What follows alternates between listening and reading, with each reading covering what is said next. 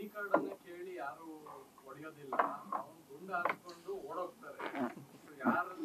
ನೋಡಿ, R B Timmapur, ನಾನು ಅವ್ರು ಯಾರದ್ದು ಹೆಸರು ತಗೊಂಡು ಮಾತನಾಡುವಂಥ ಅಥವಾ ನನಗೆ ವೈಯಕ್ತಿಕವಾಗಿ ಯಾರದ್ದು ಹೆಸರು ತೆಗೆದು ಕ್ರಿಟಿಸೈಸ್ ಮಾಡುವಂಥ ಇಚ್ಛೆ ನನಗಿಲ್ಲ. ಆದರೆ ಇಂಥ ಒಂದು ಬ್ರೂಟಲ್ ಆಗಿರುವಂಥ ಒಂದು ಇನ್ಸಿಡೆಂಟ್ ನಡೆದಾಗ, ಭಯೋತ್ಪಾದಕರು ಡೇ ಲೈಟ್ನಲ್ಲಿ ಪಾಯಿಂಟ್ ಬ್ಯಾಂಕ್ನಲ್ಲಿ ಫ್ಯಾಮಿಲಿಗಳನ್ನು ಕೊಂದಾಗ,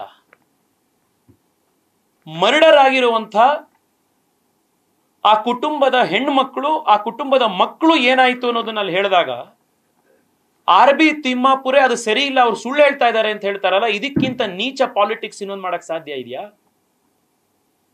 ತಿಮ್ಮಾಪುರೆ ಅವರೇ ಹೌದು, ಅವರು ಐಡಿ ಕಾರ್ಡ್ ನೋಡಿ ಹಿಂದೂ ಅಂತ ಪರೀಕ್ಷೆ ಮಾಡಲಿಲ್ಲ. ಆ ಸೌಜನ್ಯ ನನ್ನ ಮಕ್ಕಳಿಗಿಲ್ಲ.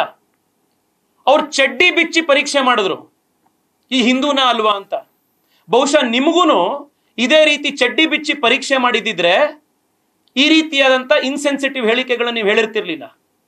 ಸಾರ್ವಜನಿಕ ಜೀವನದಲ್ಲಿ, ರಾಜಕಾರಣದಲ್ಲಿ ಬಂದಾಗ ಯಾವ ರೀತಿ ಬಿಹೇವ್ ಮಾಡಬೇಕು ಅನ್ನುವಂಥ ಒಂದು ಕನಿಷ್ಠ ಸೌಜನ್ಯ ಕಲ್ಕೊಂಡಿರೋರು ಮಾತ್ರ ಸಾರ್ವಜನಿಕ ಜೀವನದಲ್ಲಿ ಬರಬೇಕು.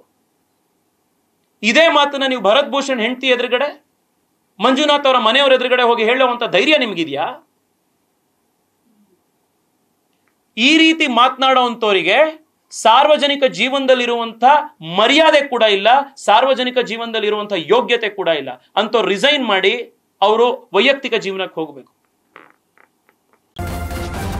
ನ್ಯೂಸ್ ಫಸ್ಟ್, ನಿರ್ಭೀತಿಯಿಂದ ನಿಮ್ಮ ಪರವಾಗಿ.